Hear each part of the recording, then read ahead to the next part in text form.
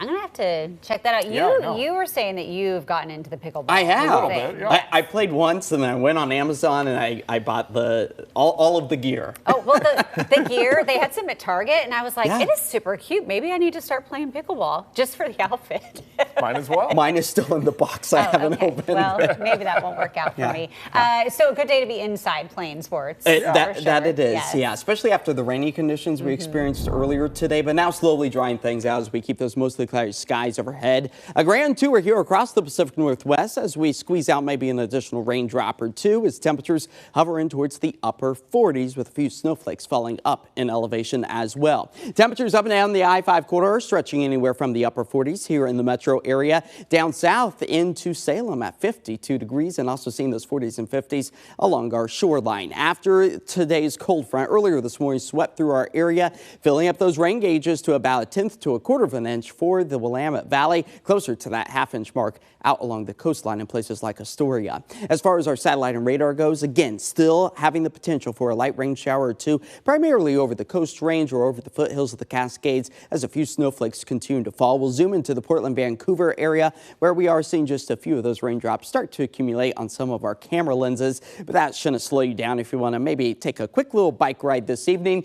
as temperatures fall back into the mid-40s for our showers past biking forecast. Mostly cloudy skies taking us through the rest of this evening. As we take a live look out towards Government Camp, low-hanging clouds as a few additional light snow flurries are expected over Oregon's highest peak. That helping to pile back up a few additional inches to many of our ski resorts over the past 24 hours, picking up about 3 inches for Timberline, Meadows at about 1, and building that base layer continuously above the 100-inch mark. Now for tomorrow, if you are heading up to the high terrain, expect to run into maybe a stray snow shower or two, but drier, sunnier skies, bluebird conditions as we work our way into Sunday and quite frankly much of next week starting on Monday as the snow elevation level is expected to start to climb by the time we get to Monday and Tuesday. No need to fear of any low elevation snow though once we roll our way into the weekend because the moisture just really isn't going to be present here across the Pacific Northwest. But we could maybe pile up an additional inch or two to maybe the greatest amount, 6 inches in some locations around Mount Hood.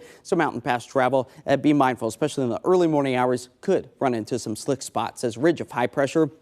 That's going to keep the mild temperatures rolling their way into western Oregon and southwest Washington. Less than ideal for our friends in southern California as we do see this really kind of take shape over the next week or so, preventing any new weather systems from pushing their way into the west coast. So let's time everything out with our futurecast, expecting to hold on to just a raindrop or two potential for the rest of the night tonight. Waking up tomorrow with mostly dry skies, a lingering cloud coverage will likely stay as it starts to break down throughout the day, and then we'll wake up on Sunday with mostly cloudy conditions as well. Light drizzle possible all weekend long along the shoreline as you keep a safe distance as the king tides once again find their way back into the Oregon shoreline. As far as additional rain accumulation goes, I think a lot of these numbers are slightly on the higher end of things. I think we're going to be closer to maybe 1/100th of an inch at best as we really start to dry out those conditions. As we fall back to about 40 degrees tonight, seeing a raindrop or two possible for tomorrow. Upper 40s, slightly cooler along the coast. A light drizzle is a possibility